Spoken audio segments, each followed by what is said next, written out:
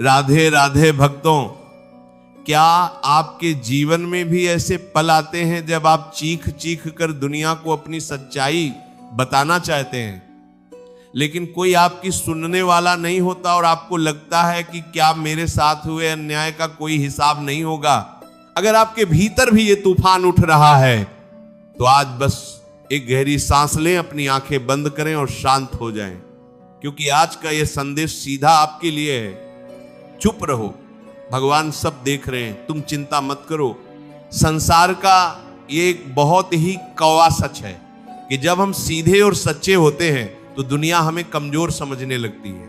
आपने भी अपने जीवन में महसूस किया होगा कि आप लोगों का कितना भी अच्छा कर ले, उनके लिए अपना सब कुछ न्यौछावर कर दे, लेकिन बदले में आपको क्या मिलता है?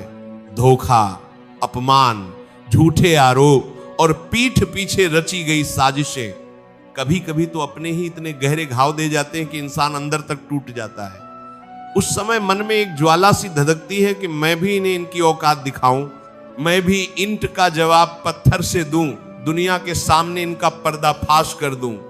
इंसान का अहंकार उसे उकसाता है कि प्रतिशोध लो, लेकिन मेरे प्यारे साथियों, यहीं पर हमें रुकना है।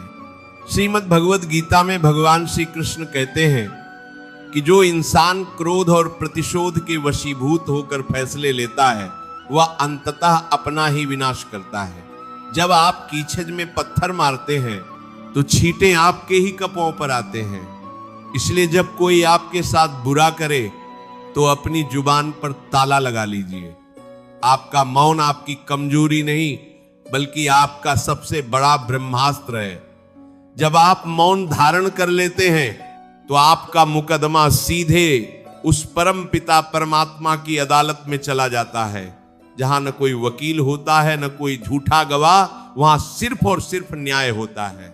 इस बात को गहराई से समझने के लिए हमें किसी साधारण मनुष्य की नहीं बल्कि हम आर्य पुराणों में रची बसी एक अत्यंत ही अद्भुत और सत्य कथा की ओर चलना होगा। श्रीमद् भागवत पुराण में राजा अम्बरीश और ऋषि दुर्वासा की एक बहुत ही प्रेरणादायक कथा आती है। राजा अम्बरीश भगवान श्री हरि विष्णु के अनन्य और परम भक्त थे। उनका हृदय अत्यंत निर्मल था और वे हमेशा ईश्वर के ध्यान में मग्न रहते थे। एक बार राजा अम्बरीश ने एकादशी का महाव्रत रखा। व्रत के पारण समापन के समय जब वे अन्न जल ग्रहण करने वाले थे तभी वहां महर्षि दुर्वासा अपने शिष्यों के साथ पधारे। राजा ने अत्यंत विनम्रता से उनका स्वागत किया और उनसे भोजन ग्रहण करने का आग्रह किया। महर्षि दुर्वासा ने कहा कि वे पहले नदी में स्नान करके आएंगे, उसके बाद ही भोजन करेंगे। राजा अम्बरीश उनकी प्रतीक्षा करने लगे, लेकिन महर्षि दुर्वासा को स्नान और ध्यान में बहुत अधिक समय लग गया। इधर एकादशी के व्रत के पारण का शुभ मुहूर्त समाप्त होने वाला था। यदि राजा मुहूर्त में पारण नहीं करते तो उनका व्रत खंडित हो जाता, और यदि वे अतिथि को भोजन कराए बिना स्वयं भोजन कर लेते तो यह अतिथि का घोर अपमान होता। इस धर्म संकट में राजा ने ब्राह्मणों की सलाह ली और केवल तुलसी दल के साथ एक घूंट जल पीकर व्रत का पारण कर लिया, क्योंकि शास्त्रों में जल पीने को भोजन करना नहीं माना गया है। लेकिन जब महर्षि दुर्वासा लौटकर आए और उन्हें अपनी दिव्य दृष्टि से इस बात का पता चला तो वे क्रोध से आग बबूला हो गए। उनका अहंकार जाग उठा। उन्हें लगा कि एक साधारण राजा ने उनका अपमान किया है। उन्होंने क्रोध में आकर अपने बालों से एक भयंकर राक्षसी कृत्या को उत्पन्न किया और उसे राजा अम्बरीश को मार डालने का आदेश दिया। वह भयानक राक्षसी काल की तरह राजा की ओर दौड़ी। अब आप सोचिए, उस समय राजा अम्बरीश ने क्या किया होगा? क्या उन्होंने अपने प्राण बचाने के लिए भागने का प्रयास किया? क्या उन्होंने अपनी ना बुलाई? क्या उन्होंने पलटकर ऋषि दुर्वासा को अपशब्द कहे? नहीं। राजा अम्बरीश अपनी जगह पर हाथ जोकर आंखें बंद करके बिल्कुल शांत खड़े रहे। वे चुप रहे। उन्होंने अपने आप को पूरी तरह से भगवान नारायण के चरणों में सौंप दिया। उनके मन में कोई भय या प्रतिशोध नहीं था। और फिर क्या हुआ? भगवान अपने भक्त का ऐसा निःस्वार्थ समर्पण देखकर कैसे चुप रह सकते थे। भगवान श्री हरि का सुदर्शन चक्र तुरंत प्रकट हुआ। उस दिव्य चक्र ने पलक झपकते ही उस राक्षसी को भस्म कर दिया और फिर महर्षि दुर्वासा की ओर दौड़ा। अब महर्षि दुर्वासा अपने प्राण बचाने के लिए तीनों लोकों में भागने लगे। वे सबसे पहले देवराज इंद्र के पास गए, फिर ब्रह्मा जी के पास गए, फिर भगवान शिव के पास गए, लेकिन सुदर्शन चक्र के ताप से उन्हें कोई नहीं बचा सका। अंत में हारकर वे बैकुंठ धाम में भगवान विष्णु के चरणों में गिर पड़े और त्राही त्राही करने लगे। तब भगवान विष्णु ने मुस्कुराते हुए कहा, हे महर्षि, मैं तो स्वयं अपने भक्तों के अधीन हूं। मेरे हृदय में केवल मेरे भक्त बसते हैं। जिसने मेरे भक्त को कष्ट दिया है उसे मैं भी क्षमा नहीं कर सकता। यदि आपको क्षमा चाहिए तो आपको उसी भक्त के पास जाना होगा जिसका आपने अपमान किया है। अंततः महर्षि दुर्वासा को वापस राजा अम्बरीश के पास आना पड़ा और उनके चरणों में गिरकर क्षमा मांगनी पड़ी। राजा अम्बरीश ने भी अपने महान हृदय का परिचय देते हुए तुरंत भगवान से सुदर्शन चक्र को शांत करने की प्रार्थना की। मेरे प्यारे दोस्तों, ये केवल एक कथा नहीं है, ये जीवन का सबसे बड़ा सत्य है। राजा अम्बरीश का मौन ही उनकी सबसे बड़ी ताकत था। जब आपके जीवन में भी ऐसे दुर्वासा रूपी लोग आए, चाहे वे आपके स्वार्थी रिश्तेदार हों, दगाबाज दोस्त हों, या आपको नीचा दिखाने वाले सहकर्मी हों जो अपने अहंकार में चूर होकर आपको बर्बाद करने की कोशिश करें, आप पर झूठे आरोप लगाएं, आपकी पीठ पीछे बुराई करें, तो आपको उनका जवाब अपनी जुबान से नहीं देना है। आपको सफाई देने की, रोने की या गिंगियाने की कोई आवश्यकता नहीं है। आप बस राजा अम्बरीश की तरह चुप हो जाइए। अपनी ऊर्जा को उनके साथ लड़ने में व्यर्थ मत कीजिए। आप अपना काम करते रहिए और अपना सारा मामला उस द्वारिकाधीश, उस सांवरे कृष्ण के हाथों में सौंप दीजिए। जब आप किसी से बदला लेने की सोचते हैं तो भगवान कहते हैं कि ठीक है, तू खुद ले ले अपनी लड़ाई। लेकिन जब आप हाथ जोड़कर कहते हैं कि हे प्रभु, मैं निर्बल हूं, अब जो करेगा तू करेगा, तब भगवान अपना सुदर्शन चक्र चलाते हैं। और याद रखिए, भगवान की लाठी में आवाज नहीं होती, लेकिन जब वह पलती है तो इंसान को संभलने का मौका तक नहीं मिलता। आज के समय में रिश्तों की सच्चाई बहुत खोखली हो गई है। लोग आपसे तभी तक प्यार करते हैं, तभी तक मीठा बोलते हैं, जब तक उनके स्वार्थ की पूर्ति होती है। जैसे ही उनका मतलब निकल जाता है, वे रंग बदल लेते हैं। आप किसी इंसान के लिए अपनी रातों की नींद हराम कर देते हैं, उसकी हर खुशी का ख्याल रखते हैं, लेकिन एक दिन वही इंसान आपको ऐसा धोखा देता है कि आपके पैरों तले जमीन खिसक जाती है। वह इंसान आपको गलत साबित करके खुद सही बन जाता है और दुनिया भी उसी की बातों पर विश्वास करने लगती है। ऐसे में इंसान डिप्रेशन में चला जाता है।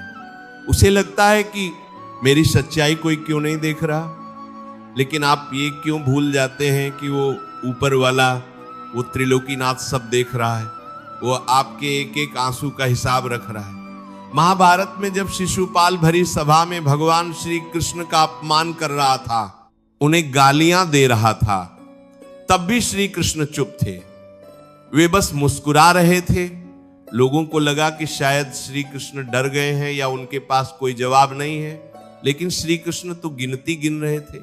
वे शिष्य उपाल के 100 पाप पूरे होने का इंतजार कर रहे थे।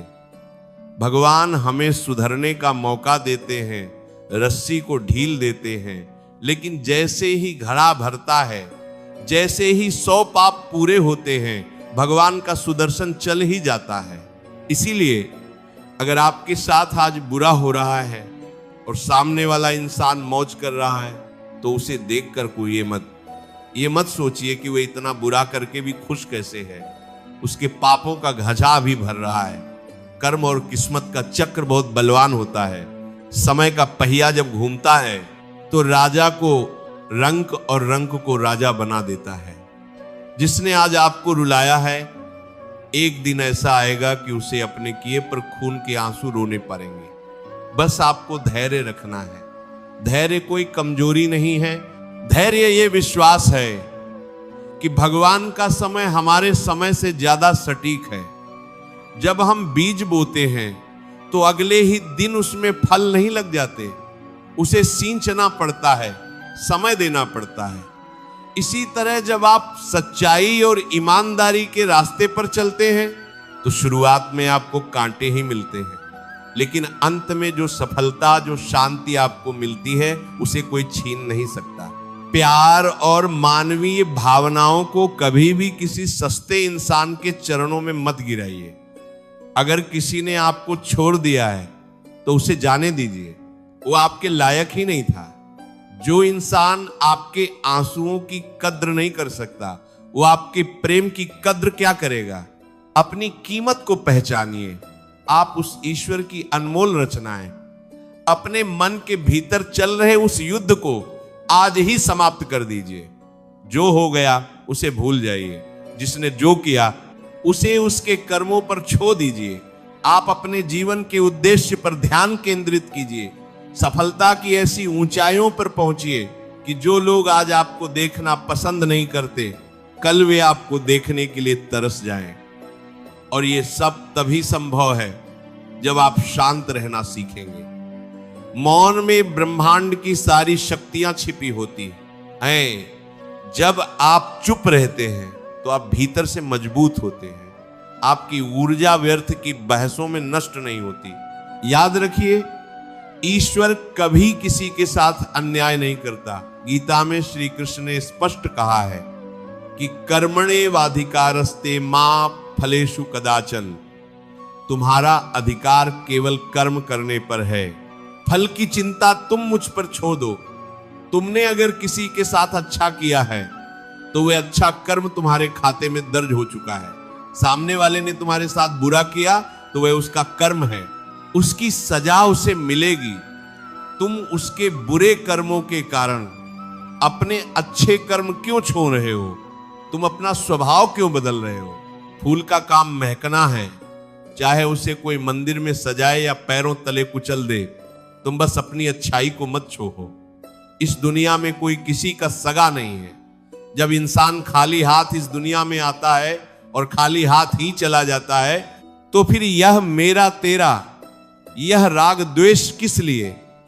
आज जो तुम्हारे पास है कल किसी और का था, परसों किसी और का हो जाएगा। इसलिए व्यर्थ की चिंताओं को छोड़कर वर्तमान में जीना सीखो। अपने चेहरे पर एक मुस्कान लाओ। अपने आंसुओं को पोंछ लो। आज से यह तय कर लो कि तुम किसी को अपनी मानसिक शांति भंग करने का अधिकार नहीं दोगे। तुम्हारे अंदर स्वयं ईश्वर का वास है। जब सर्वशक्तिमान परमात्मा तुम्हारे साथ है तो तुम्हें किस बात का डर है? रास्ते में आने वाली बाधाएं केवल तुम्हें और मजबूत बनाने के लिए आती हैं। सोना जितना आग में तपता है उतना ही अधिक निखरता है। ये दुख, ये धोखे, ये परेशानियां तुम्हें तपाने के लिए हैं, तुम्हें कुंदन बनाने के लिए हैं। इसलिए इन सब का स्वागत करो और मन ही मन भगवान को धन्यवाद दो कि उन्होंने तुम्हें इन लोगों की असलियत दिखा दी। जीवन बहुत खूबसूरत है, इसे उन लोगों के लिए बर्बाद मत करो जिन्हें तुम्हारी कोई परवाह नहीं। आज से अपना हर दिन एक नई उम्मीद, एक नए विश्वास के साथ शुरू करो। ये मान लो कि जो कुछ भी हो रहा है वो तुम्हारी भलाई के लिए हो रहा है, और जो आगे होगा वो और भी बेहतरीन होगा। भगवान की योजनाएं हमारी योजनाओं से बहुत बड़ी होती हैं। हम केवल वहां तक देख सकते हैं जहां तक हमारी नजर जाती है, लेकिन ईश्वर वहां से देखना शुरू करता है जहां हमारी सोच खत्म हो जाती है।